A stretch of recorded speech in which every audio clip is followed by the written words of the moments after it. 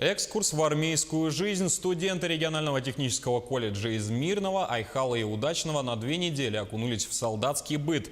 260 учащихся провели это время на специальной базе в поселке Заря. В этом году сборы получились необычные, потому как проходили под руководством бойца спецназа Росгвардии. Подробности в сюжете далее. Военно-полевые сборы в МРТК проходили в суровых условиях, приближенных к боевым. Марш-броски на 20 километров, преодоление вражеских заграждений и водных преград. После такого студенты могут смело утверждать, что они прошли подготовку в спецподразделении. Ведь руководил процессом опытный сотрудник спецназа Росгвардии, который впервые участвовал в сборах по приглашению руководства колледжа. Он показал ребятам навыки владения оружием, основы разведки на местности и многое другое. Сначала сокращаем расстояние до земли, ложим руку сюда и ноги выкидываем взад. Все. Работой с таким специалистом остались довольны как студенты, так и руководство колледжа.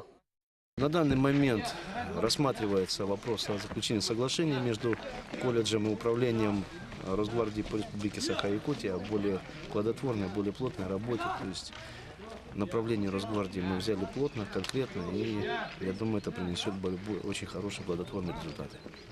Углубленное военное обучение студентов в МРТК началось несколько лет назад. Особо отличившихся готовили по усиленной программе. Яркий пример – Тимур Абдиев, только что вернувшийся из вооруженных сил и помогающий на сборах в качестве командира. Помогло это мне очень многое, в очень многом. Также, можно сказать, по тактике, также, можно сказать, по строевой, по выучке, по дисциплине. Меня, когда я пришел в армию, меня сразу же заметили, сразу же сказали, что у меня есть какая-то уже подготовка. Ну и, естественно, я уже был там, когда я уже пришел, сразу же мне дали командир отделения. То есть у меня уже были люди в подчинении. Традиционный на военно-полевых сборах родительский день. Родственники ребят приезжают из Мирного, Удачного и Айхала. Экскурсию по расположению проводит личный директор МРТК. Он находился вместе с курсантами весь период сборов. Такое внимание к подготовке студентов со стороны директора не случайно. Правительством республики перед МРТК поставлены большие задачи. Сейчас в Мирнинский региональный технический колледж присоединяется кадетская школа-интернат имени Трошева. И, соответственно, вот эта военная составляющая в нашей работе, она становится все более и более выраженной. Цель – сделать то, чтобы студенты нашего регионального технического колледжа имели необходимые навыки и уже шли служить Родине готовыми, подготовленными бойцами. В сентябре группа студентов младшей школы командиров отправится в Якутск на базу спецназа Росгвардии.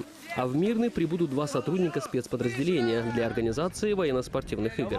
Все это показывает, что военная подготовка в МРТК приобретает системный характер. И помимо технических специалистов, в колледже будут готовить полноценных защитников Отечества. Роман Муконин, Кирилл Шолохов, телеканал «Алмазный край».